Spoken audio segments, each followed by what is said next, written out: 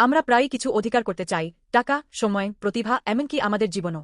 আমরা মালিক হতে চাই, ভেবে যে আমরা যা উপার্জন করেছি বা অর্জন করেছি তা আমাদের এবং এগুলো কিভাবে ব্যবহার করব তা আমাদেরই সিদ্ধান্ত নিতে হবে। কিন্তু বাইবেল আমাদের একটি ভিন্ন পথ দেখান। রাজা সলোমন ঈশ্বরের জন্য মন্দির নির্মাণের পর মন্দিরের সমস্ত সোনা, রূপ এবং সামগ্রী প্রভুর উদ্দেশ্যে উৎসর্গ করলেন। 1 রাজা 7:51। এটি কেবল বস্তুগত দান ছিল না। সলোমন বলছিলেন, এসবই তোমার, হে ঈশ্বর, আমার না।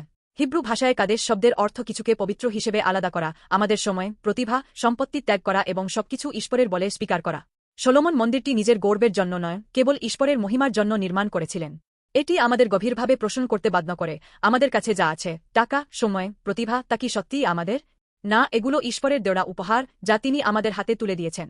আমরা যে টাকা উপার্জন করি, যে প্রতিভা আমাদের আছে, এমনকি আমরা যে শ্বাস নিই, সবই তার কাছ থেকে আসে। তখন আমরা এই সত্য উপলব্ধি করি, আমাদের জীবন বদলে যায়। আমরা বুঝতে পারি যে আমরা মালিক নই, সবকিছুর প্রকৃত মালিক ঈশ্বর। যীশু খ্রিস্ট এটি সবচেয়ে স্পষ্টভাবে দেখিয়েছেন। তিনি পৃথিবীতে এসে নিজেকে সম্পূর্ণরূপে উৎসর্গ করলেন, ক্রুশে তার প্রাণ দিয়ে আমাদের পাপ বহন করলেন। যীশু বলেননি, এটা আমার জীবন, বরং তিনি বললেন, পিতা, তোমার ইচ্ছা পূর্ণ হোক, এবং আমাদের জন্য সবকিছু দিলেন। এই অসাধারণ ভালোবাসা এবং ত্যাগ আমাদের মুক্ত করেছে।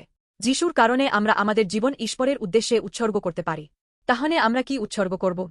আমাদের সময়, প্রতিভা, স্বপ্ন, এমনকি আমাদের বেদনা ও কষ্ট, সবকিছু ঈশ্বরকে দিই।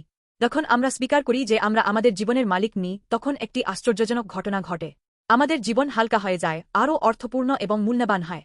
যখন আমরা আমাদের সময় ও সম্পদ কেবল নিজেদের জন্য নয়, অন্যদের সাহায্য করতে এবং বিশ্বের সেবায় ব্যবহার করি, তখন আমরা সত্যিকারের আনন্দ ও পরিপূর্ণতা অনুভব করি। এটি ঈশ্বরের উদ্দেশ্যে উৎসর্গীকৃত জীবন। আজ যদি আমরা যীশু খ্রিস্টের মাধ্যমে সবকিছু ঈশ্বরের হাতে তুলে দিই, তিনি আমাদের জীবনকে আরও সমৃদ্ধ ও সুন্দর করবেন। তখন ঈশ্বর, আমরা নয়, আমাদের জীবনের মালিক হবেন, তখন তার উপহারগুলো আরও প্রচুর হবে।